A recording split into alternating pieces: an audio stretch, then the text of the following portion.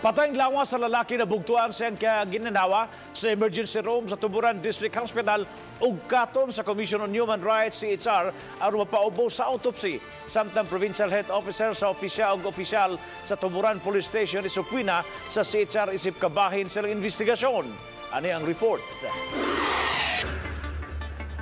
Gipadayag ni Leo Villarino, Chief Investigator sa Commission on Human Rights 7, nga tan-aw nila ang CCTV footage sa emergency room sa Tuburan District Hospital diin. Nagkuhaan og cellphone video ang usa ka pasyenteng nagtinga nga unang gikataho nga wa atimada sa mga staff. Ipaagi kini sa sabina sa Pangulo sa Provincial Health Office diin ubos ang tambalanan. Dili masuta kung tinuod ba nga giatiman sa mga staff sa ospital ang pasyente sa kuhay sa video nga nag-viral sa social media. Atong pag-adto na mo ni Dr. Ligaray, I have already asked him nga please preserve the CCTV footage because it will help greatly sa inyong allegation. Kaya kung di nila i-preserve,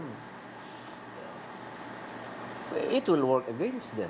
Ang magpabilin ang video nga nagkatap sa social media.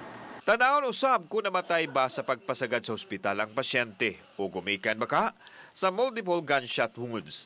Kini human giingong na igo sa mga pulis atol sa usa ka bypass operation. Subay nini padanan og sabina sa Commission on Human Rights ang kapulisan sa Tuburan aron makahatag og katin-awan. Hopefully they will cooperate because ato mi ipatawag ang Tuburan Police. Ipatawag. Ato mi nalang ipatawag. Wala pa ninyo usa man through sabina. They will be sent subpoenas to testify, to submit documents, and I hope they will also cooperate with that. Apan, gipadayag ni Chief Superintendent Dibol Sinas ang Pangulo sa PRO 7 nga dili niya tugutan nga moatubang sa CHR ang iyang sakop.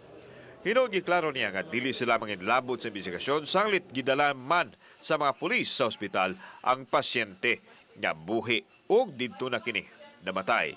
Gibaragwan ini nga lehitimo ang operasyon sa kapulisan. No, we will not allow them. They could summon anybody but not the police. We have already instructions na ganito sa ilaha. Now, if they are investigating, we let them investigate. Okay? They go to dito. Diba? Di ko investigate na. Kabalon lang sila, investigador sila. Pero kung isuman ang mga police ito sa ilang quarters, will not. Because we do not know what type of investigation. Ang gusto nila investigahan ang hospital, di ba? Nga, iuban mami.